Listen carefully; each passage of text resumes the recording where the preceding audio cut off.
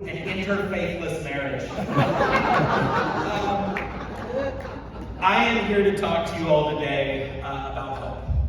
And, it seems ironic to talk about hope in the middle of what American humanist Thomas Paine would have called the times that try men's souls. He was talking about life under tyranny and the psychological wound of knowing that you are living with something less than liberty. But he also said, we have it in our power to begin the world over again. We have it in our power to begin the world over again. And you saw what happened in the Supreme Court last week. This week, on Thursday, we held the line.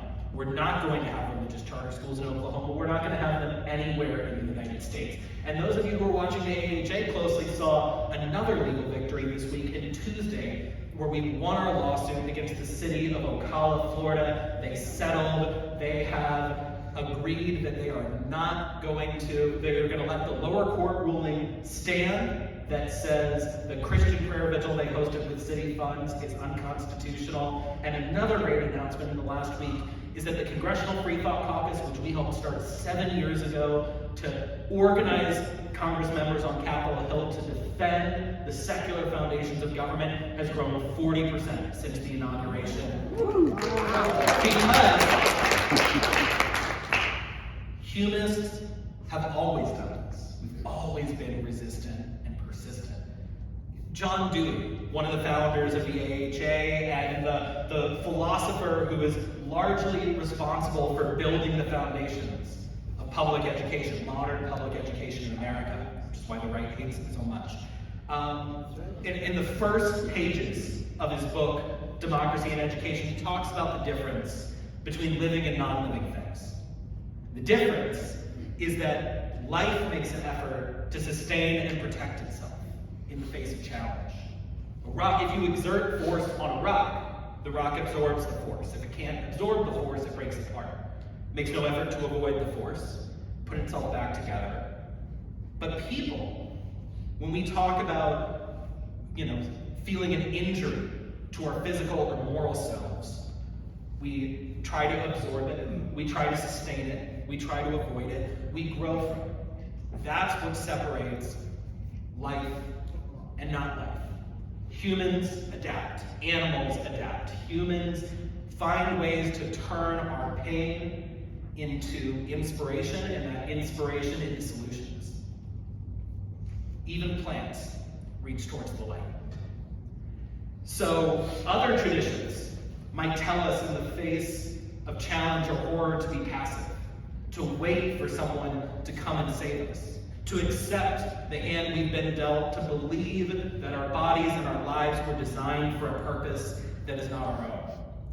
But I think the practice of humanism is to celebrate and honor and replicate that instinct to reach towards the light, and to treat our ability and willingness and drive to care for one another and to sustain our communities with the same joy and reverence that religious folk treat the miracles in Scripture.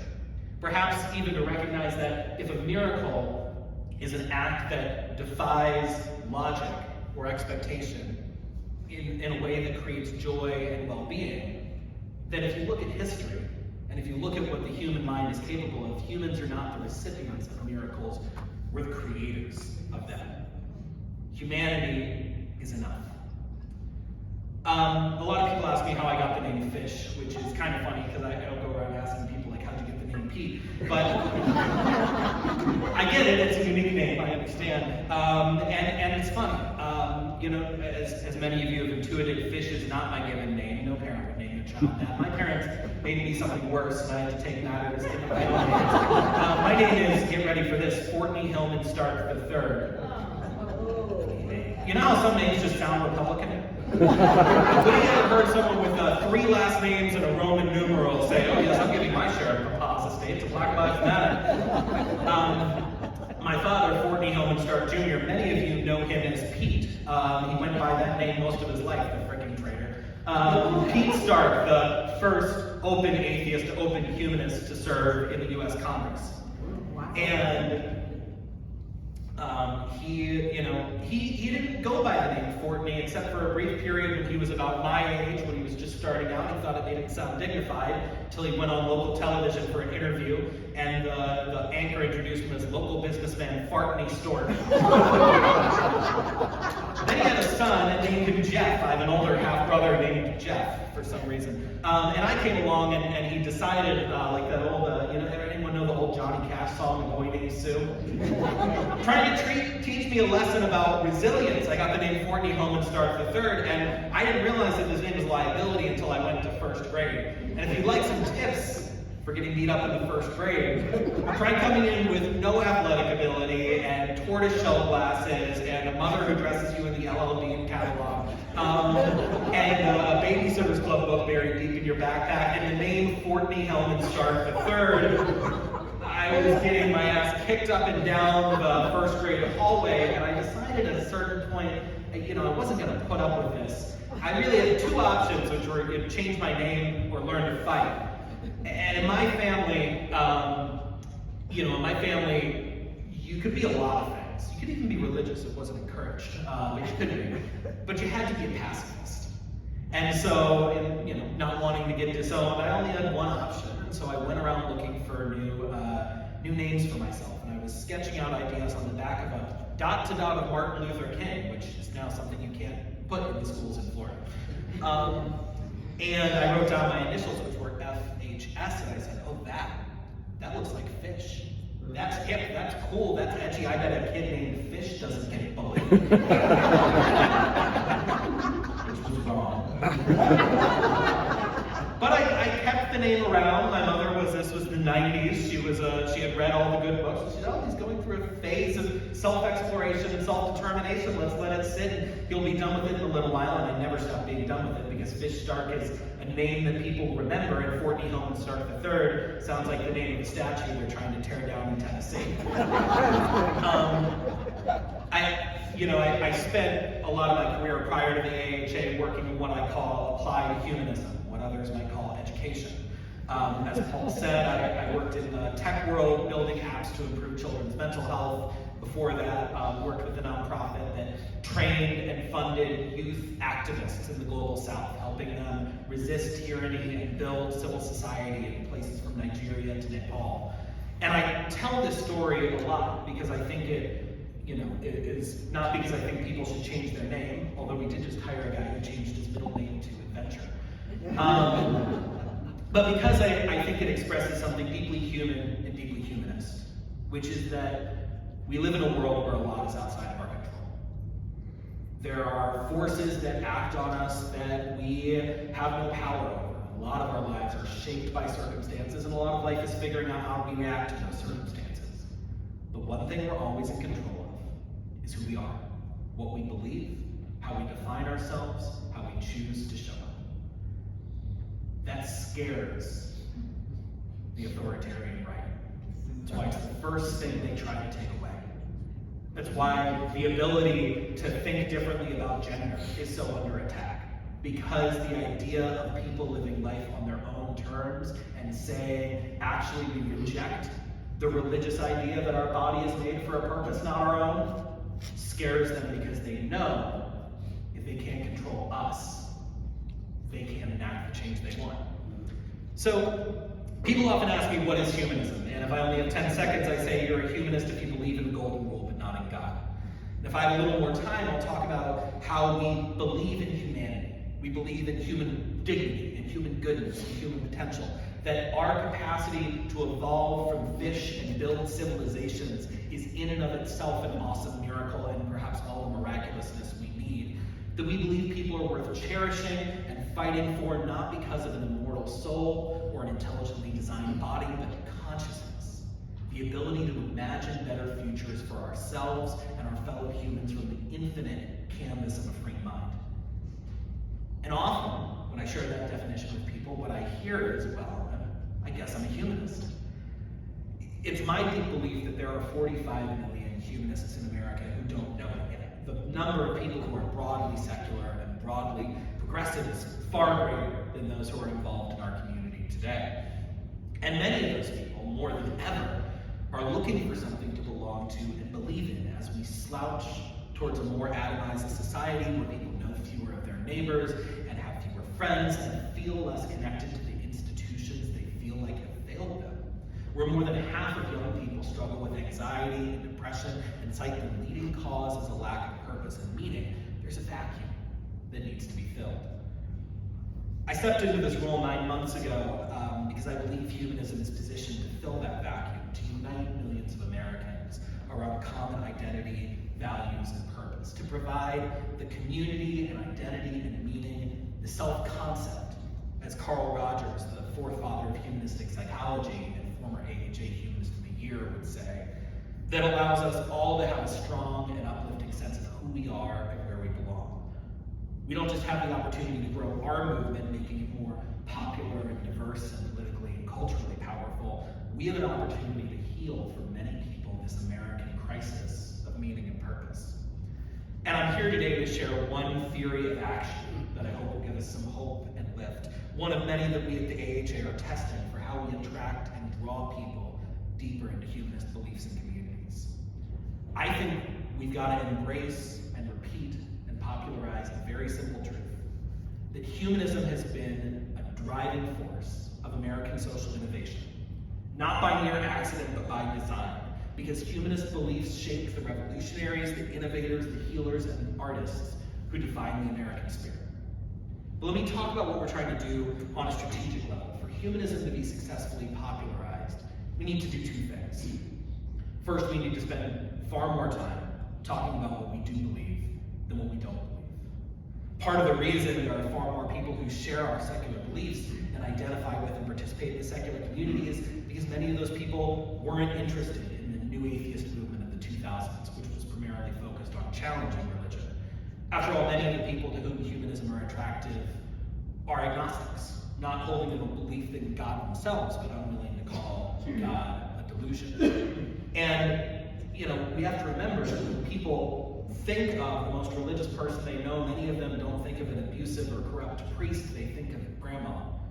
And nobody wants to be part of a movement that's anti-grandma.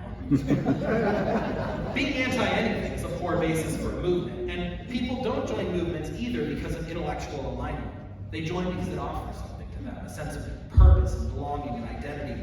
We can believe in the correctness of our convictions, but if our message to people new to humanism is about how right we are, it's going to fail. We have to talk about how humanism can offer people community and confidence and coherence as they try to make sense of a challenging world and their complex lives. And of course, this is what humanism has always done. Our belief that no one is coming to save us instills both a sense of responsibility and a sense of confidence. After all, we've been able to build all of this without divine intervention. There's no problem we can't solve and no one to swoop in and solve the problems. And to me, that sense of responsibility, that recognition of human agency, is empowering. I am increasingly convinced that everyone needs to feel that they can be a hero in the American story. That in a dispossessed world where our paychecks go less far and our voices are diluted by money and politics, people need to hear that they have power over something. That they're not simply subject to forces outside their control, but agents of change who can better themselves and provide for those they love and serve and better their community however they define it. We all want to feel in charge of our own lives. And this is what the right-wing charlatans pulling young people back into religion, like Jordan Peterson and Ben Shapiro, try and sell. The illusion that you can be and feel powerful through hate and discrimination. That imagining yourself at the top of a made-up hierarchy will give you that sense of power and purpose that you're searching for. But like any cheap high, that doesn't last. And that perhaps is why their followers pursue it so fervently, even though there's nothing there but emptiness. The truth is, we know what makes people feel confident. It's not hatred or hierarchy. The things that support a healthy and stable life are humanist values. Compassion for self and for others. Self-integrity and agency, acting in line with your chosen and valued identity. Service to other people. I spent my time in graduate school studying belief systems, and in particular the development of what the humanistic psychologists call self-efficacy or self-belief, our sense that we're capable of overcoming the obstacles that come our way. And the leading scholar on self-efficacy, Stanford psychology professor Albert Bandura, would tell us that one of the ways people develop a sense of agency and self-efficacy is through vicarious experience.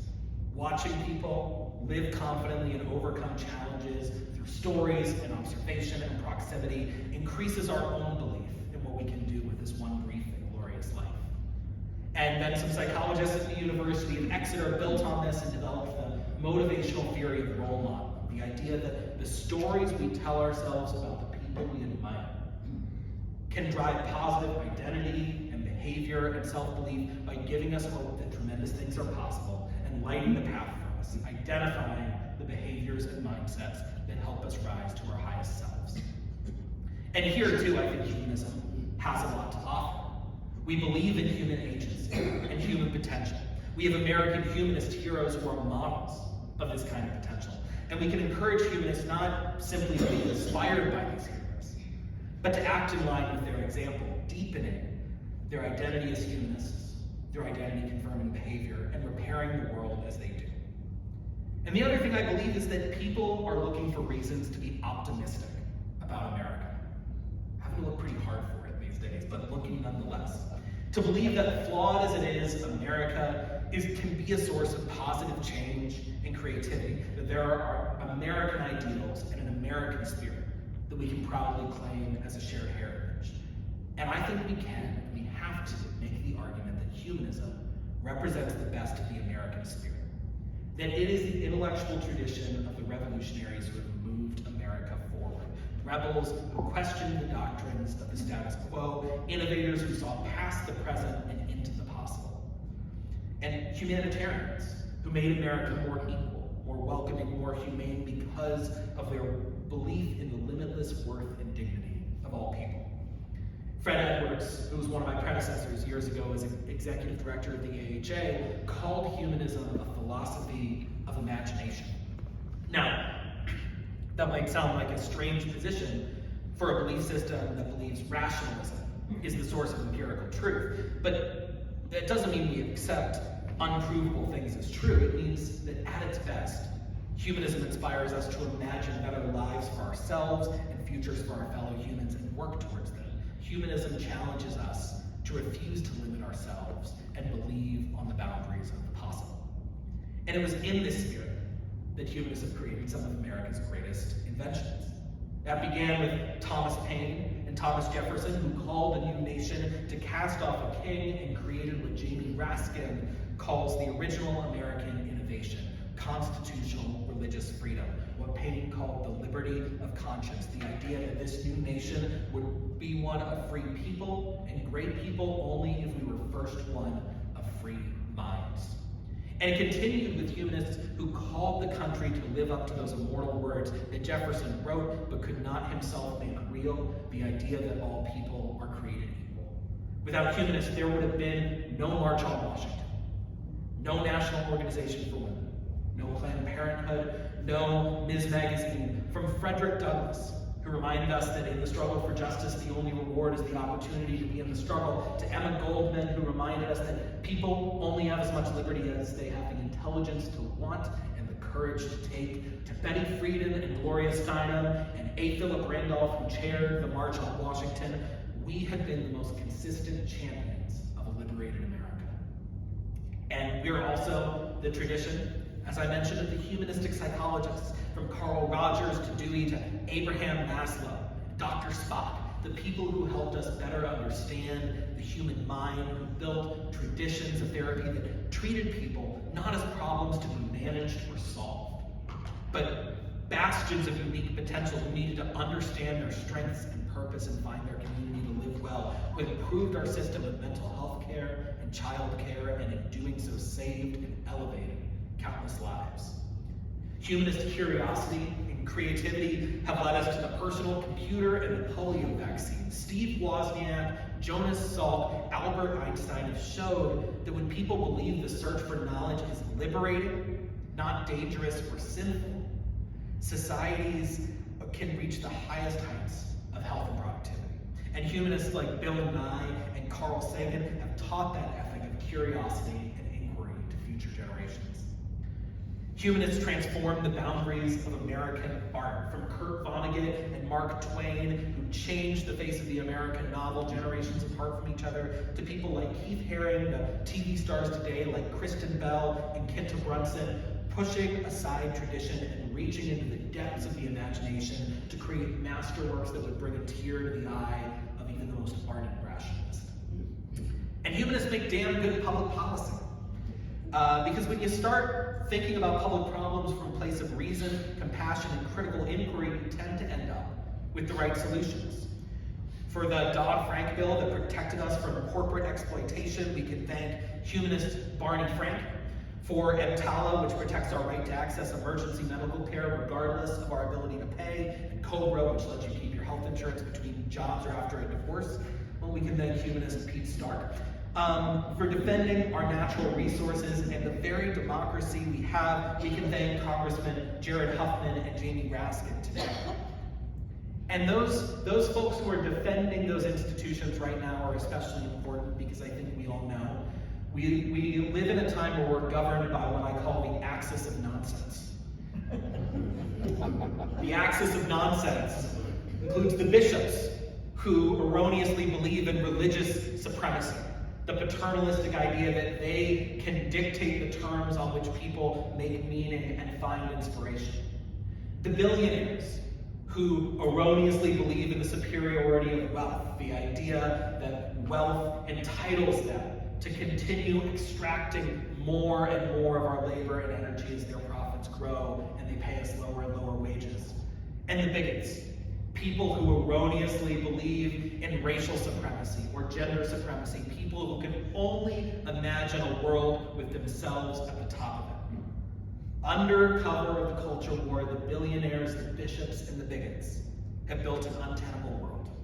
A world where we feel dispossessed, where our paychecks go less far, where our voices are diluted by money and politics, a world full of questions that have humanist answers.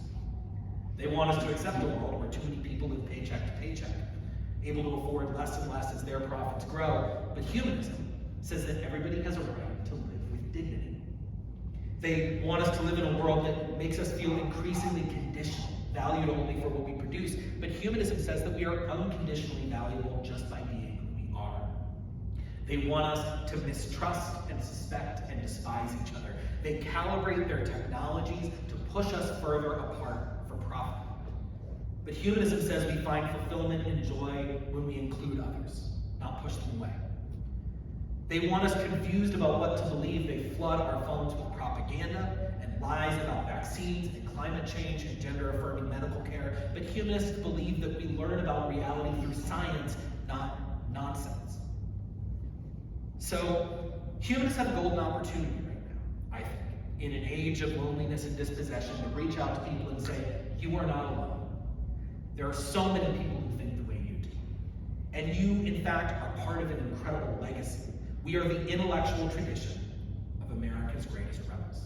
When you choose humanism, you choose to be a barrier breaker, to be on the side of the abolitionists and the feminists and the revolutionaries who toppled an autocrat. You choose to be part of the pioneers who so believed in challenging the status quo in service of all people that they gave us public schools and Apple computers and reproductive justice. We are the people who think differently, and that's why we're the people who build things. And we will be there. We will continue growing. For anyone who believes in the golden rule but not in God. For anyone who believes in compassion but not confession. For anyone who believes in love thy neighbor but not trust and obey. For anyone who believes that the best and greatest reward is living well and doing good on this earth and in this life because it is the only thing that is promised us. That's humanism. And that's what scares the bishops, the bigots, and the billionaires. Because ultimately, they know that whether we're black or white, transgender or not, immigrant or native born, we all want the same things. We want the freedom to believe what we want. We want to be able to provide for our families without having to work 2 jobs. We want a world where we trust and care about our neighbors.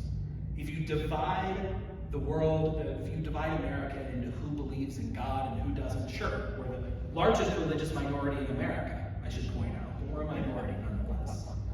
But if you talk about America in terms of humanist values, people who believe in the freedom of conscience, people who believe in the dignity of all people, that we should take care of our seniors, our children, the old, the sick, people who believe that science, not superstition, tells us what's true, people who believe in democracy, then we are the moral majority. And as this unholy alliance of the bishops and the billionaires and the bigots wrecks our country, as they hawk their dumbass exploding trucks on the White House lawn and slash and burn the social safety net to give tax breaks to their rich friends, as they hike our grocery prices and they sink our pension funds, people are going to be looking for something different. They'll be looking for something outside of the institutions that have failed them. And we can say that's humanism. It's been here since the founding. It's written into our DNA. It terrifies the axis of nonsense that's controlling Washington, D.C. right now. They're worried they can't stop us, and they're right.